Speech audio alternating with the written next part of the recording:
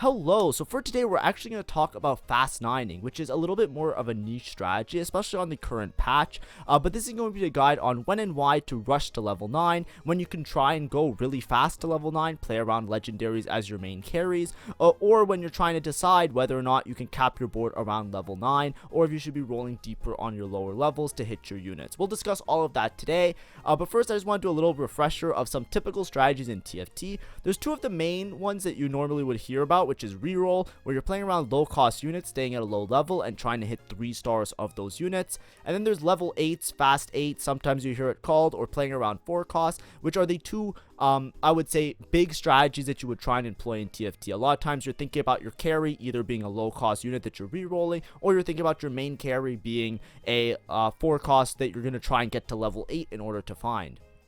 Now, these two strategies, they're really common, so I already did guides on both of them. As you can see, there's like a how to play 4 cost guide. It's a comprehensive beginner guide telling you what to do at every level, when to roll, how to manage your econ, things like that. And also how to play reroll that gives you a framework for 1, 2, and 3 cost rerolls, and how to kind of like approach your game based on which type of carry you're trying to play around.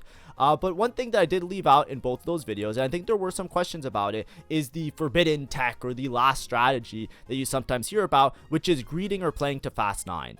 Fast 9 basically means that you're trying to skip everything. You're trying to skip not having to reroll a unit, you're trying to skip having to play around 4 costs, and you just want to go straight to level 9, play with these high cost units, and just try and like giga cap your board and instantly win the game.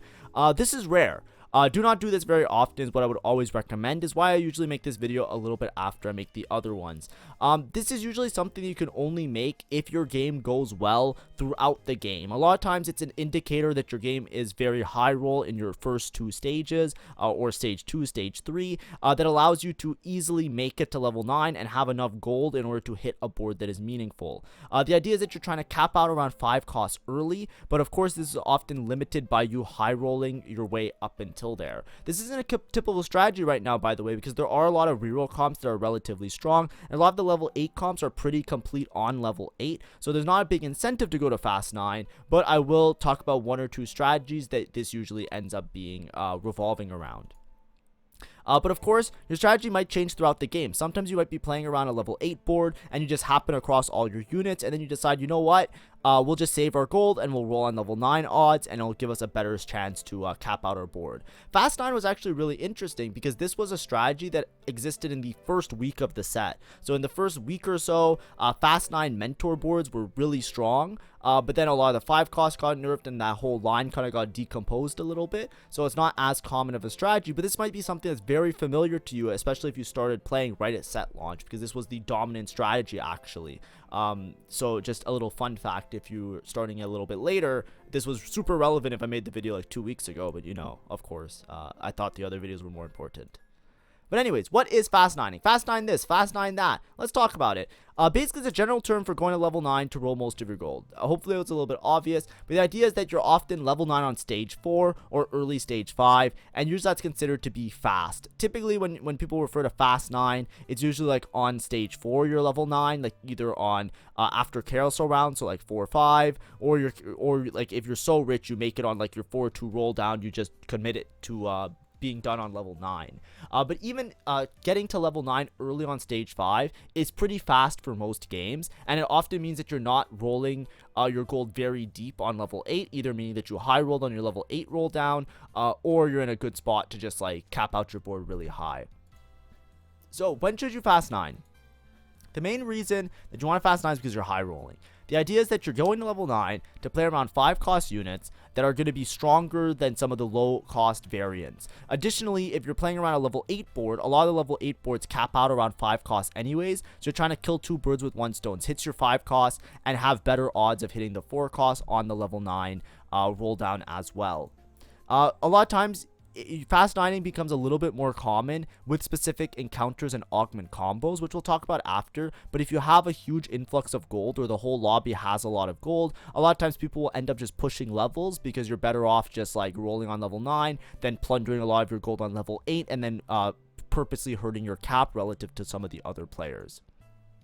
Additionally, if the lobby is not punishing, going level 9 is really common. This happens a lot when people start ranking up a lot of times in TFT, because it resets the ranks where everybody's basically gets sets to 0. I can recall, like, you know, when I got reset my rank and I was in a silver lobby, you know, not to insult or anything, but it's just like, like if the lobby isn't punishing you and everybody's greedy, people aren't slamming items, people aren't playing super aggressive, then you'll notice that you can more easily fast 9 and have a much better time, right? It's usually like in those type of situations. Additionally, if you're just playing in a lobby, it doesn't matter what your rank is. That's why I say don't worry about the rank. Like you could be in a full masters lobby and everybody can be playing like degenerates where they're all greeting their gold and not slamming items and trying to hard force something. If the lobby tempo isn't punishing you and the people aren't taking a lot of HP off of you and you have a lot of gold, if you have enough gold and HP, you can just go commit to a fast 9, give yourself the best chance of hitting a bunch of 5 costs, and then spike your board in an incredible way. Just something to keep in mind always. Often though, very bait. I want to start it off. Of course, there are metas where fast 9 becomes common, but that's usually when 5 costs and boards that revolve around 5 costs are so strong that most of the lobby is going for it. So then it goes back to like that idea where the lobby is not punishing you. When the lobby isn't punishing you and everybody's greeting their gold, people aren't rolling down, they aren't slamming their items, they don't have like high upgrades or anything like that, then you're going to run into a situation where everybody's going to have like extra HP because you're not going to be taxed by the rest of the lobby. If it's not a meta that revolves around that, then it's going to often be very bait, because there's going to be reroll players, there's going to be somebody who's like, you know, spiking very early in stage 3. You're going to get taxed heavily. When I say taxed, I mean that you're going to lose a lot of HP from people just like investing their gold earlier, or you're just going to like, you know, be trying to go level 9. By the time you get to level 9, all the people that rolled on level 8, they hit their boards anyways, and now you just have so little HP, you fight one person that's strong and you just lose anyways because you don't have enough gold to hit everything. It's often very bait. I would recommend not trying to go level 9 in a lot of games, and I'll explain why throughout the course of this presentation, but I'll also mention some comps and some ideas when you go for it. The main part where fast 9 comes up, this is why I wanted to make the video in the first place, because obviously I could just say don't fast 9, it's a bad idea, it's often going to be bait, but there are situations where it is very common, even in the current landscape of the game, and a lot of times that's with high econ encounters, in addition to having certain augments that can really utilize that. So a lot of the prismatic econs, for example, level up, upward mobility, going long. These are some examples. There obviously are many more, but if you combine these econ augments with like I call them econ augments, but these leveling augments with high econ encounters, so something we're just pumped with a lot of gold, scuttle puddle or gold subscription, you have an incredible way to just like push levels at such an insane tempo that you will often just have a better time just going straight to level 9 and rolling on level 9.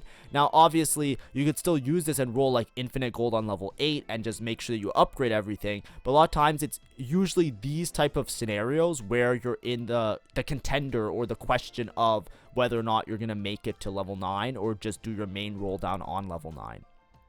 So why would you want to go level 9? You cap out your board with legendaries, we already talked about a little before. You have better odds for high cost units because obviously on level 9 you're going to be predominantly seeing a lot of 5 costs and 4 costs, which is usually what you want to play around if you're playing any of these type of comps.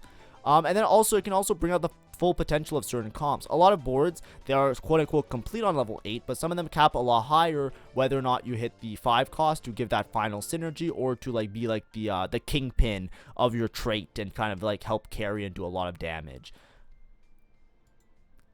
So here, question to ask yourself, right? How much stronger does going 9 make me?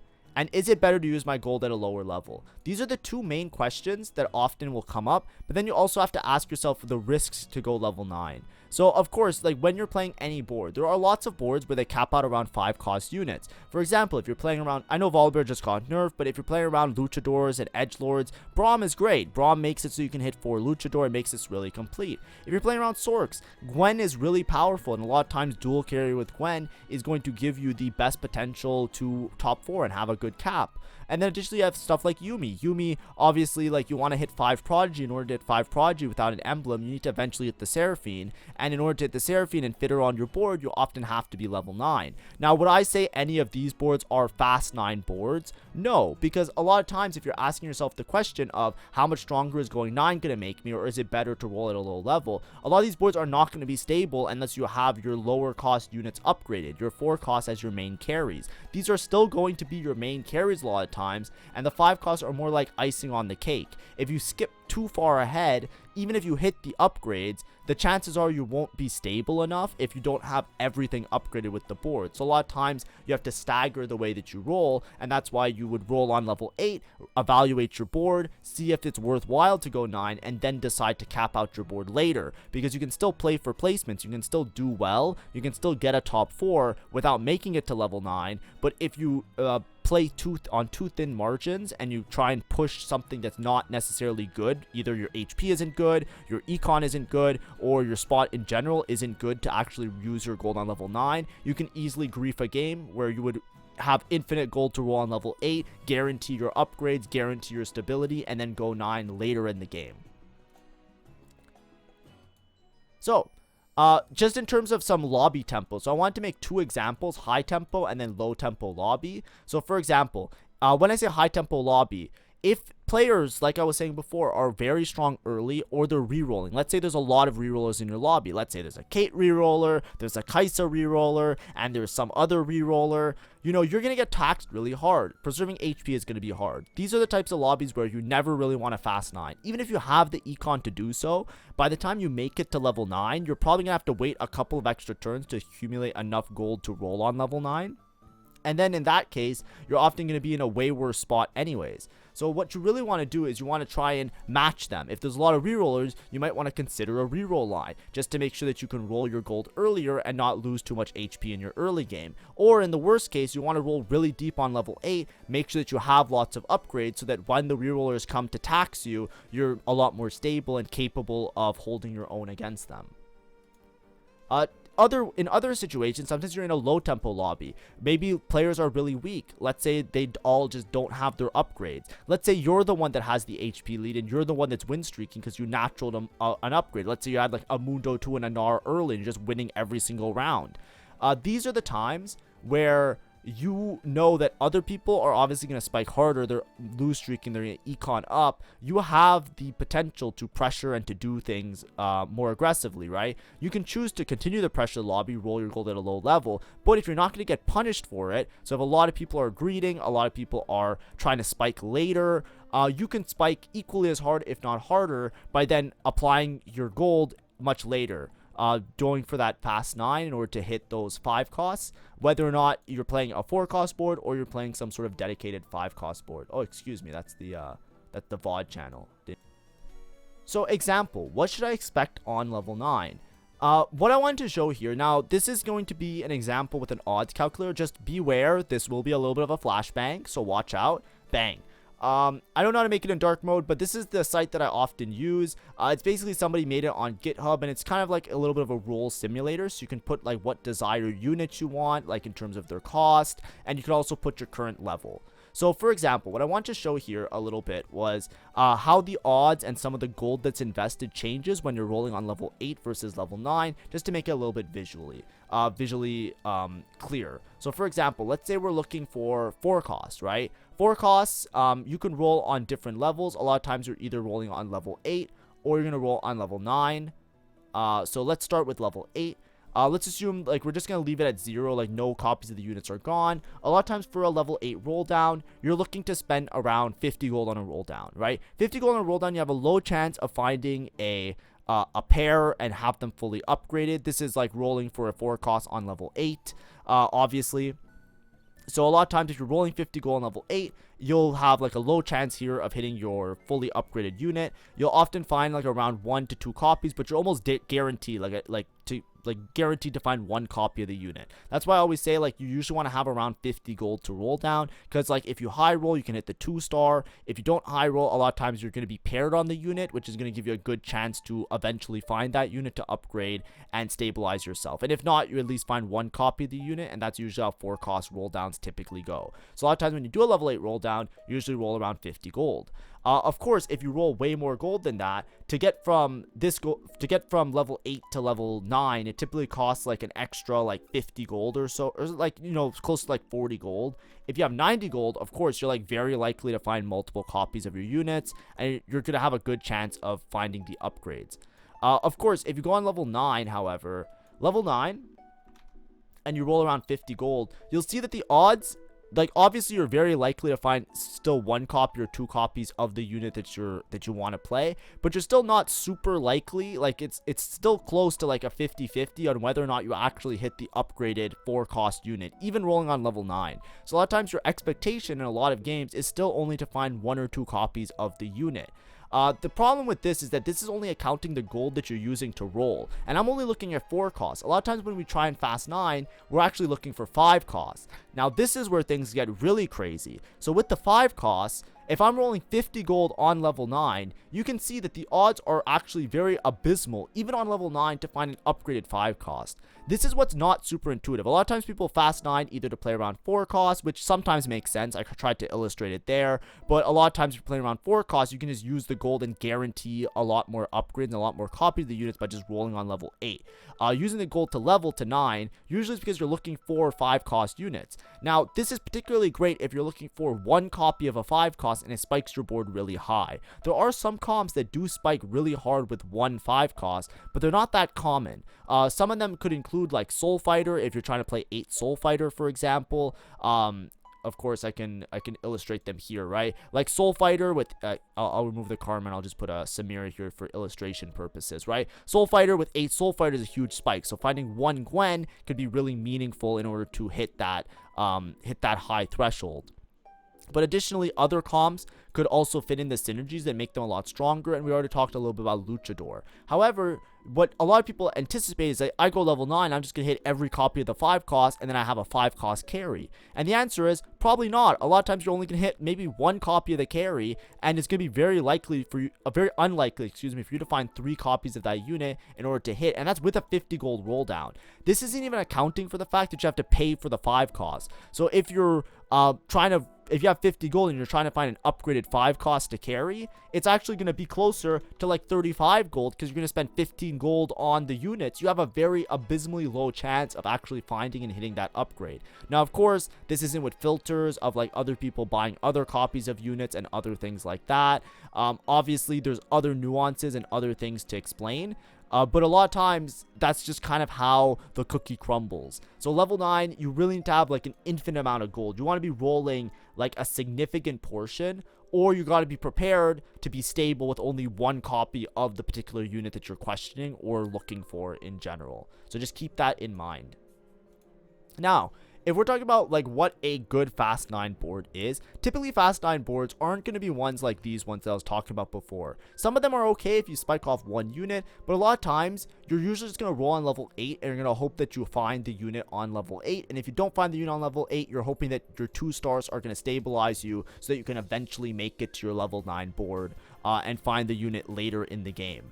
But typically, when you're going for a fast 9 board, you want to play a high cap board that just wins out very easily. The current, like, quote-unquote fast 9 board is something that looks like this. This is a board that is not something you can reasonably make on level 8. This is a board that you use to convert a win if you have infinite gold. Let's say you have Scuttle Puddle plus level up plus a bunch of extra gold, and you're just winning and you're high rolling, you're doing well. You know, you started the game off with a Gnar, it's a great opener, you basically won all of your rounds for free. This is a board that can easily convert to a win because there's very few boards that can outcap this. Why? Because this board has basically all of the most broken units just slammed together in one. Now, obviously, you can still lose to certain boards. I'm not saying you're going to win every game if you play this board, but it's a board that's very specific and very true to the idea of fast 9ing and playing around 5 cost soup, or playing as many 5 costs as possible. We have Cassante.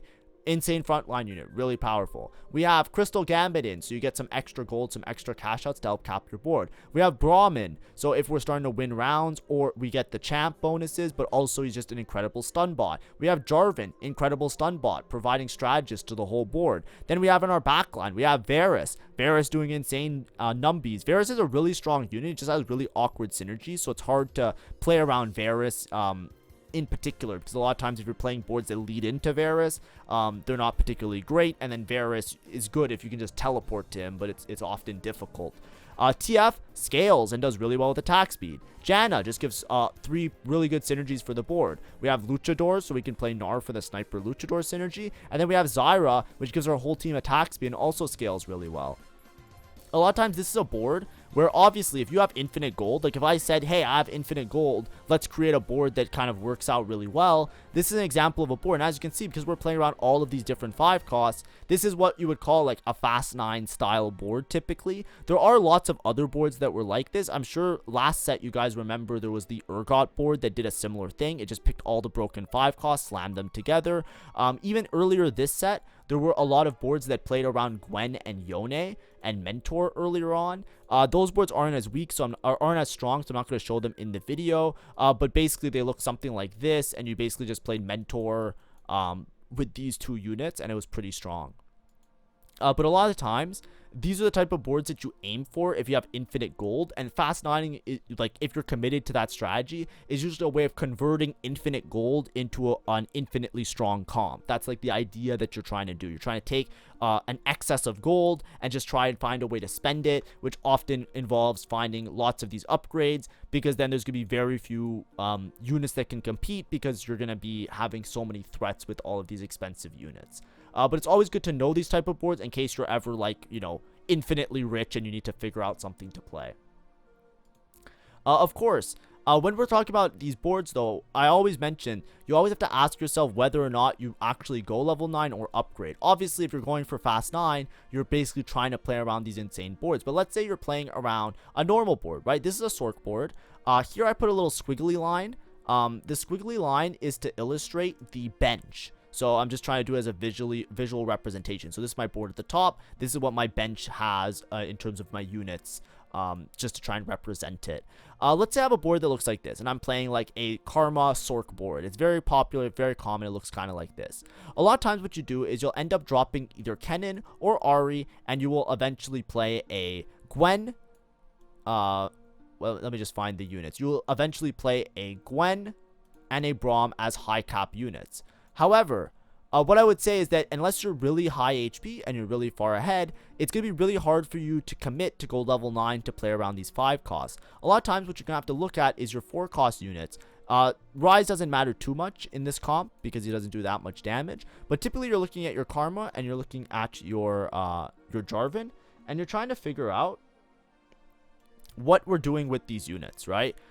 If we have Karma as our main carry, you want to make sure this Karma is upgraded at 1 point, because Karma's damage is going to be massive in terms of proccing Sork, in terms of actually deleting boards, in terms of actually winning the rounds. In a lot of these situations, yes, you can spike really hard with Braum because it'll give Bastion to your front line. Yes, you can spike really hard with Gwen because she's going to do more damage to some of your Sork units. However, you're not going to be very stable unless you have the Jarvan and the Karma. So then what you have to do is look at your bench. A lot of times, if you have units that are paired on your bench, you're incentivized to roll deep. Because finding either one of these units, you're paired on them, you only have to find 1 copy. It's a lot more likely with your goal that you'll find 1 copy of these units, and that will infinitely make you stronger, or instantly make you stronger, because you'll just have a Karma 2-star or a Jarvan 2-star that now your Jarvan could survive and actually get some stuns off, or your Karma will actually be able to delete and do a lot of damage. So in those cases, you usually want to roll. Obviously, if your whole board is upgraded, as you can see, everybody's upgraded, you could just stay and go level 9 because there's nothing else for you to roll for. But however, the more unit pairs that you have on your bench, the more incentivized you are to roll really deep. So for example, if I'm paired on Swain, I'm paired on Kennen as well, these are all upgrades that are going to increase the stability of my comp and will usually translate to extra placements. And unless I have a huge HP lead and the rest of my lobby isn't very punishing, I'm going to lose a lot of rounds for free by just sitting here greeting my gold and not actually rolling to upgrade these units. The spike for Gwen is obviously going to be great, and the spike for Braum is obviously going to be great, but it's not going to be as great as me winning every single round on the stage and staying like 50 HP above my next closest competitor, because it's going to be way more consistent for me and way more impactful for me to actually just like have these upgrades. Now, sometimes you run into situations where you don't have any upgrades. If you have high HP and you don't have unit pairs, then you're less incentivized to roll, because obviously it's harder to find 2 copies of the karma unit. A lot of times what you have to look at is your own stability. If you're able to safely make it to level 9 and still maintain an HP advantage that you think that you're going to be able to reliably top 4, then I would recommend going level 9. However, even in these cases, I would just rebuild my econ, right? I'm not rolling every single turn. I'd rebuild my bank, and then I would reevaluate. Come stage 5, like usually stage 4, I'll sit because I have 1 copy of each of my units. That's my expectation when I roll down all my gold on level 8. I'll rebuild my econ a little bit, and then I'll reevaluate. That's the big thing about this. You can never just choose to fast 9 unless you have an insane opener and an insane high roll in your mid game. A lot of times you have to decide, or just like when you're figuring out if you go level 9, you have to decide based on your own spot and the lobby what you're gonna do. So in this case, I would go for Karma 2, Jarvan 2 a lot more often than go level 9, because that's going to give me the easier placement and stability. However, if I have a huge HP lead and I'm high rolling and I'm winning all the rounds anyways because everybody else is really weak, then I can try and find these upgrades on level 9 and roll more efficiently to try and find that 1 copy of Gwen, that 1 copy of Braum in order to cap my board a lot higher that way. But of course, that's what I mean. It's always situational based on your lobby. If you're ahead of your lobby, you can always choose to greed, but at risk of potentially just losing placements because you're greeding too much. But if you're behind or you have unit pairs, you're often just going to roll really deep and make sure that you find your upgrades. So conditions, right? Obviously, if you're going to level 9, high HP and high econ, typically indicative of you high rolling. You want to be stable on level 8 with a surplus of gold. So if you are level 8 and you are not stable, you're losing every single round, you are purposely choosing to sack your entire game in hopes of your fast 9 working out. A lot of people do that. It's usually the wrong decision. Though usually when you go for a fast 9 strategy, you're trying to tempo to level 9, you want to be stable on level 8. You want to be winning most of your rounds on level 8, or if you're losing some rounds, you want to make sure you're not losing by a lot. You want to have that HP advantage because, you know, if you make it to level 9 and you have 1 HP, then you roll to 0 and you don't hit Gwen, or you don't hit your, in the case of the Sorks that I was showing, and you don't hit your units, you're going to be in a bad spot. Similarly, if you're not stable on level 8 and you're just losing all of your HP, and then you try and level 9 to play this board, this is an insanely expensive board. This is like a Bill Gates board. This is a board that obviously will do really well, but it's because the board value is so incredibly high. If you make it to level 9 and you don't have enough gold to upgrade anybody and they're all 1-star trash, the chances are you're still going to lose anyways. So you have to ask yourself, what am I sacrificing my HP for? What am I sacrificing these placements for? I actually have to make it with, like, you know, to make this board, I would say you have to be like level 9 with like 70 plus gold, or else I wouldn't really think that I would be stable at any point. That's usually like the conditions that you're trying to think about. Additionally, if you have augments that allow or incentivize leveling, obviously, like I was saying, if you take like an econ augment in Scuttle Puddle, like a prismatic econ in Scuttle, you can often make it to level 9 and just have some sort of crazy situation. So in those cases, obviously, you roll with the higher odds and you can hit your 4-cost boards and also have a small chance of finding that 1 or 2 copies of the 5-cost to help you scale a lot more effectively. Anyways, some takeaways. Going 9 is entirely dependent on the lobby. I said it multiple times in the video. You're always supposed to be scouting and determining your placement relative to the lobby. If you are in a commanding spot where you have an HP advantage and you're stable and you have gold, then you can decide to go 9 ASAP as soon as possible. If you're not having any of those things going for you, then you have to make sure that you are stable, make sure that you guarantee your placement, roll deep, and secure your top 4 before you consider going 9. Also, rarely should you directly itemize towards 5 costs. I say this a lot, but I'll give you an example. If you're playing, for example, Soul Fighter, with Soul Fighter, you can choose to build AD or AP. A lot of times if you're building AD, you're building Samira items that will look something like this. If you're building towards Gwen, you'd be building more AP. Now, when you're playing around Soul Fighter, for example, are you going to itemize towards the Gwen? No, because it's going to be really hard unless you make it to level 9 to guarantee that you're going to see a Gwen. And even then, you might not guarantee seeing a Gwen 2. You're probably only guarantee seeing 1 copy of Gwen. A lot of times, you're going to be stable around the units that are the lower cost variation, because then you have the potential to either roll deep on level 8, reevaluate, roll deeper, or even if you push level 9, you're still going to likely find the copies and the upgrades of the 4 costs well before you do the 5 costs. So no matter what, you almost always want to itemize towards the lower cost units and make sure items are good on the units that actually are likely to be hit. That's a really important note, and it's very rare that you should be itemizing directly for 5 costs, right? If I start the game off, I'm not saying, oh, I have IE, Shojin, and this. It's a Varus game. I'm going to play Varus. It's like, not really. Unless I have, like I said, the conditions to make it to level 9,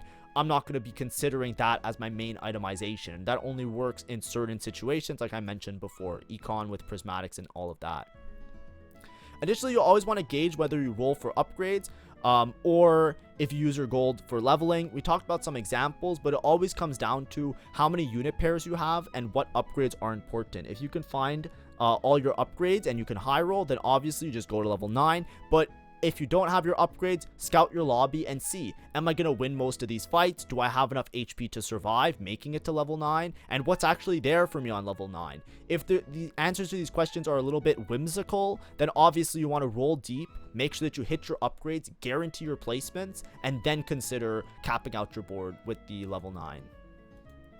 Anyways, thanks for watching. Make sure to like and subscribe. I didn't say it at the beginning of the video, my bad. But like and subscribe. I do daily TFT guides. And then we also have our VOD channel. Our next giveaway is going to be at 1,000 subs on the VOD channel. So we just did our 10,000 sub goal giveaway. So I'm going to do another giveaway when we reach 1,000 subs on the VOD channel. And I'm going to mention it on the VOD channel videos as well. But thanks for watching. Hopefully this was a little bit informative. I worked on the Orn Artifact guide yesterday, so today was just going to be a lighter, simpler video just to fill in some of the gaps that I had from talking about some of the other strategies. I just want to talk a little bit about going level 9 and give you some tips on that as well. Tomorrow we're probably going to get back to doing some of the other like how to play guides, and then later in the week I'm going to be working on a little mini part series on itemizations and item guides. So look forward to that. Thanks for watching. Have a great day. See ya. Bye-bye.